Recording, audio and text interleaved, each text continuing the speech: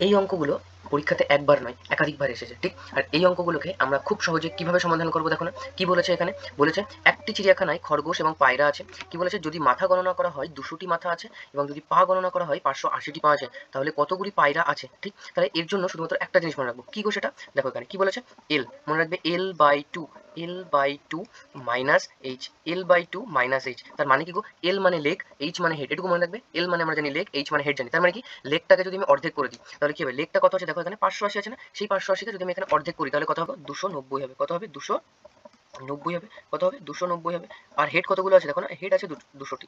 Head কতগুলো আছে? 200টি। তাহলে দেখো এখান থেকে 290 থেকে যদি 200কে বিয়োগ করি কি বেরোলো? 90। কি হলো? 90। তাহলে এই যে 90 আনসারটা আমার বেরোলো, 90 যে আনসারটা বেরোলো এটা 4 পায়ের প্রাণীর সংখ্যার উত্তর হবে, ঠিক আছে? 90 যেটা বেরোলো, কত নম্বর, কত প্রাণী? 4 পায়ের সংখ্যা যে প্রাণী আছে, তাহলে 90টা প্রাণী কি আছে এখানে? খরগোশ আছে। আর 200 থেকে 90টা যদি খরগোশ হয় তাহলে পায়রা কতগুলো আছে? 110টি আছে। দেখুন এখানে কোন অপশনটা? অপশন সি আমাদের সঠিক। অপশন সি আমাদের সঠিক। তাহলে মনে থাকবে কি বললাম, L/2 মাইনাস এইচ, এই ফর্মুলা দিয়ে যে উত্তরটা বেরোবে সেটা কত, কি হবে? 4 পায়ের প্রাণীর সংখ্যা। কি বেরোবে সেটা? 4 পায়ের প্রাণীর সংখ্যা, ঠিক? ব্যাস। তোমাদের কাজ হলো এই অঙ্কটাকে করে জাস্ট কমেন্টে উত্তর দেওয়া, ঠিক আছে? মুখে মুখে করবে, কেমন?